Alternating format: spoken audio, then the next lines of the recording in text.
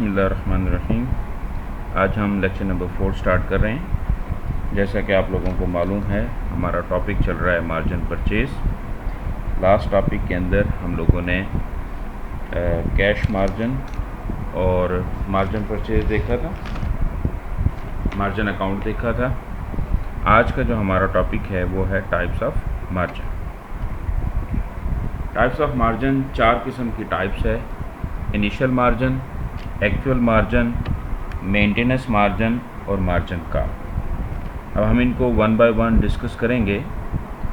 आज के लेक्चर के अंदर हम दो चीज़ें डिस्कस करेंगे, इनिशियल मार्जिन और एक्चुअल मार्जिन। सबसे पहले हम देखना चाहते हैं कि इनिशियल मार्जिन क्या होता है।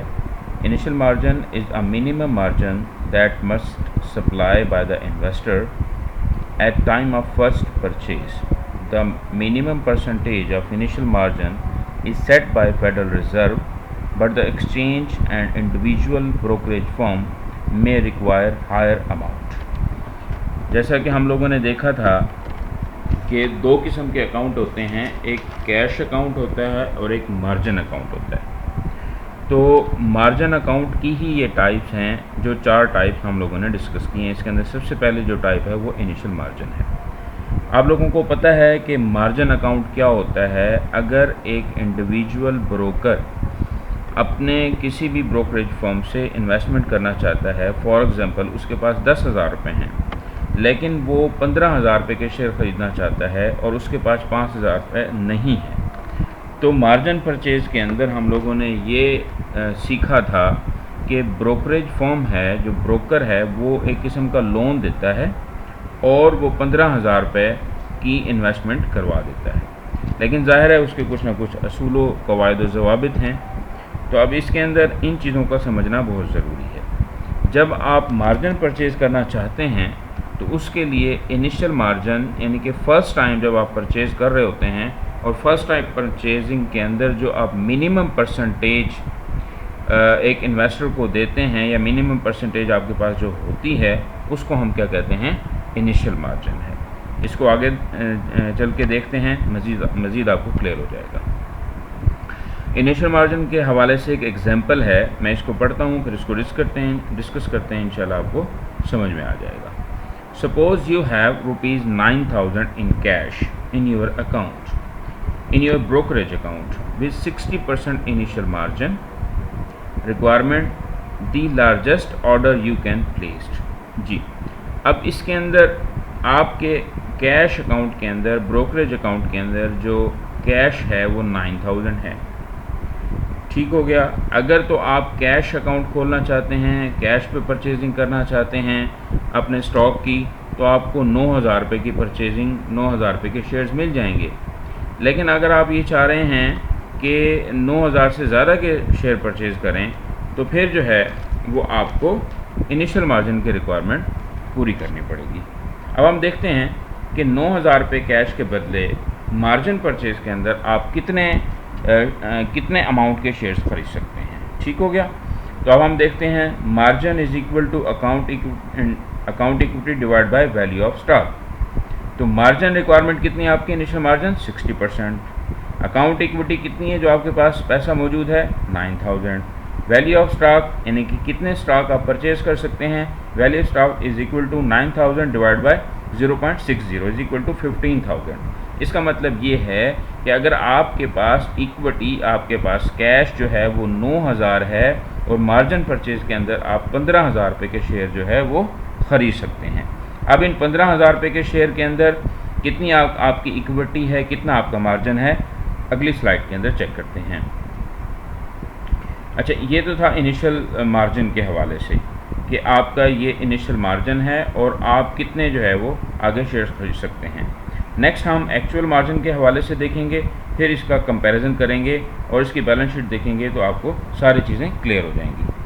जी, जो दूसरा मार्जिन है वो है एक्चुअल मार्जिन। एक्चुअल मार्जिन क्या होता है? Actual margin is the account equity resulting from change in the price of stock held in the brokerage account. If there is rise in price, then it is good sign for the actual margin because there is direct relationship between the price and actual margin or vice versa।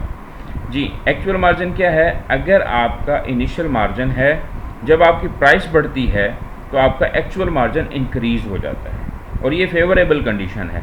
जितनी ज़्यादा share की price बढ़ती चली जाएगी, आपका actual margin है वो ज़्यादा बढ़ता चला जाएगा, क्योंकि आपने जो लोन लिया हुआ है वो आपका सेम रहेगा, आपकी मार्जिन, आपकी इक्विटी जो है वो बढ़ती चली जाएगी। इस चीज़ को समझने के लिए हम नेक्स्ट स्लाइड पे जाते हैं, इंशाल्लाह आपको क्लियर हो जाएगा।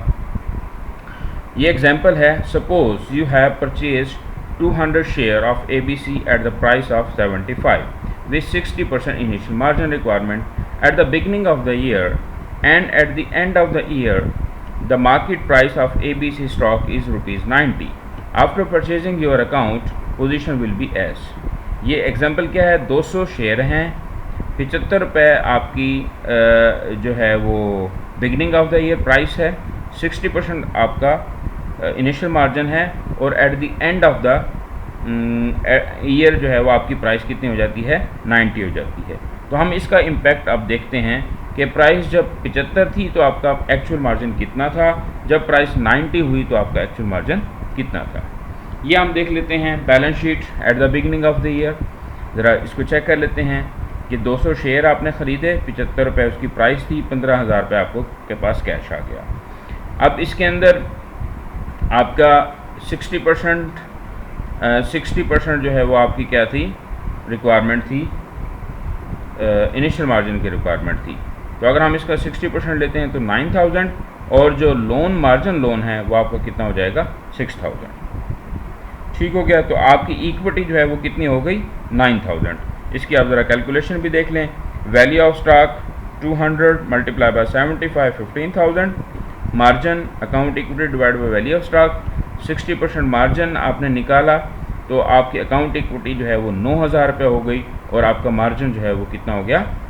6,000 हो गया।